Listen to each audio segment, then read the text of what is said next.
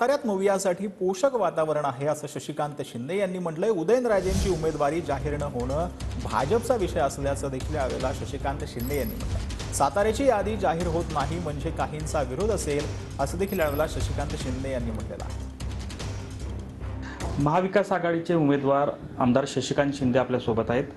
साहेब, गेल्या 2 ते 3 दिवसापासून तुम्ही दौऱ्याला सुरुवात केलेली आहे आणि प्रचाराच्या निमित्तानं गाठीभेटी लोकांना घेताय. कशा पद्धतीनं रिस्पॉन्स आहे लोकांचा? मला वाटतं की मी ज्यावेळेला पहिल्या प्रथम सातारा जिल्ह्यामध्ये प्रवेश करायला सुरुवात केली, शिरवळपासून ते अगदी चव्हाण साहेबांच्या समाधीपर्यंत फार मोठ्या प्रमाणात उत्स्फूर्तपणे लोकांनी स्वागत केलेले आहे.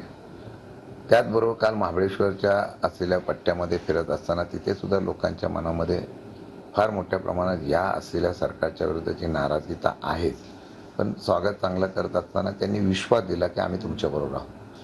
हे सगळं पाहिल्यानंतर मला एक चांगलं वातावरण, पोषक वातावरण महाविकास आघाडीचा उमेदवार म्हणून आहे. मला एक सांगा, भाजप उमेदवारी जाहीर करताना म्हणजे अजूनही विलंब करतंय. खरं तर उदयनराजेंचा अपमान होतोय का या निमित्तानं? राजघराण्याचा अपमान म्हणावा लागेल का या निमित्तानं?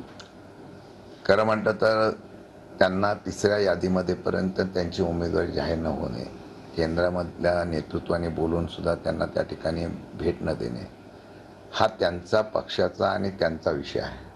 उमेदवार कोण द्यावा त्यांच्या पक्षाचा विषय आहे. त्यांनी त्याप्रमाणे निर्णय घ्यावा किंवा न घ्यावा त्यांचा विषय आहे, त्यांना विचारा. मला वाटतं की अशा पद्धतीने सगळ्या याद्या जाहीर झाल्यानंतर साताची याद्या जाहीर होत नसतील, मग ह्याच पक्षातल्या काही लोकांचा विरोध आहे का? कॅमेरामन तुषार जाधवसह संतोष नलावडे, TV9 मराठी,